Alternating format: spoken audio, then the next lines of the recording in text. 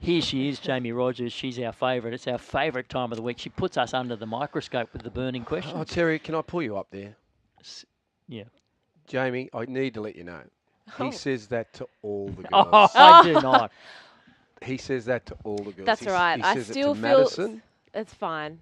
I still feel special when I come in here. There you go. Sharing the love, Loz. I know, but you he's just... in a good mood today, so He is. Always in a good I'll mood. take You it know while why? I can. I'm always in a good mood. I think I'm misunderstood. By Most people. I've just got to keep everybody in line. That's the thing. You do a good job of doing that. Yeah. Yeah, you certainly do.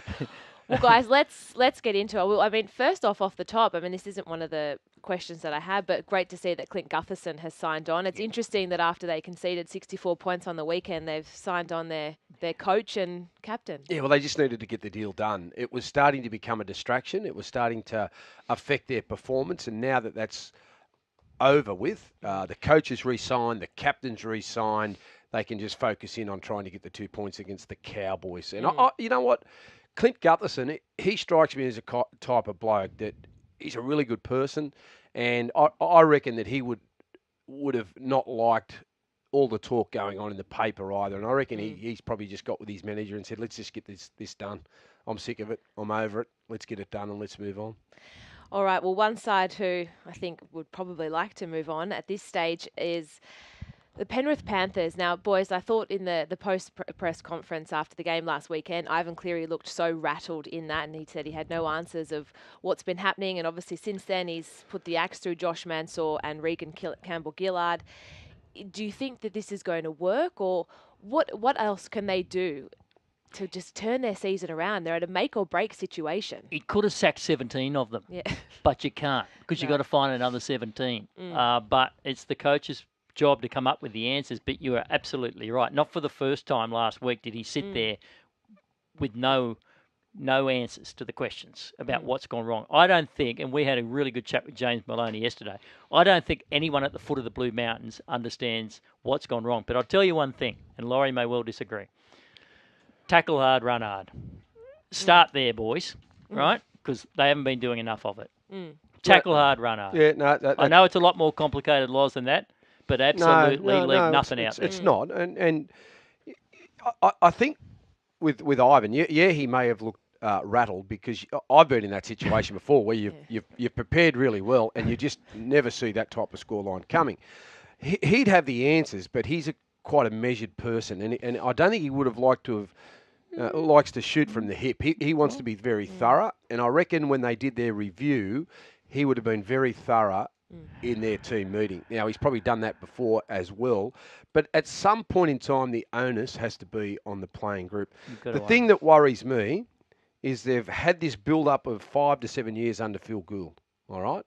Getting them ready and in this position to win a competition. And most people thought that, they'll finish top 4, challenge for the comp. Now Ivan is saying that this is not my team, and I need to make changes. And every review, we need to review every aspect of our business. So if they're going to make change, obviously what they've done over the last 5 years, they see it hasn't worked, and they believe it's time to change everything up again. And where does that leave Gus in what he's done out there? And is Ivan going in a different direction now to the direction that Gus was taking them? So I don't know where they're at, because I looked at what. Well, you're talking about blowing the place up and starting. Well, that's what they're talking about. So I looked at what Gus done, and I thought this year they were on the verge of winning a competition. Now Ivan's come in and it hasn't worked.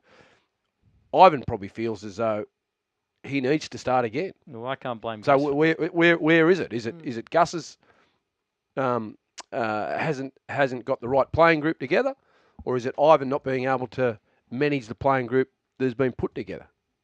That's the question that needs to be asked.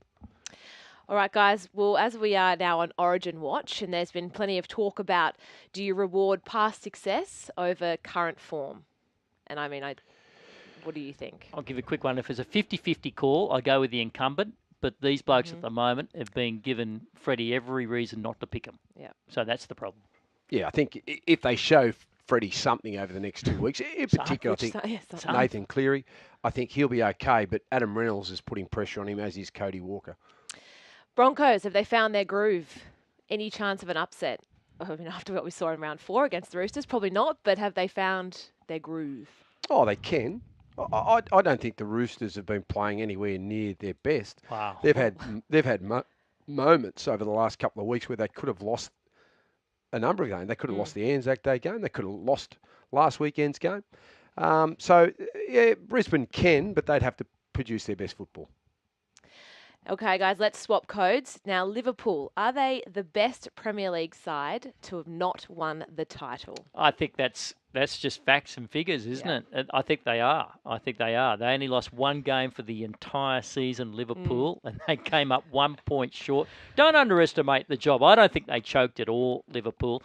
Manchester City, Jaimee, they won 14 games in a row to win that title. That's no mean feat. Well, They only lost one game. That's right, Liverpool. That's right. One game. But Man City did win 14 in a row to win it. That's a good effort too.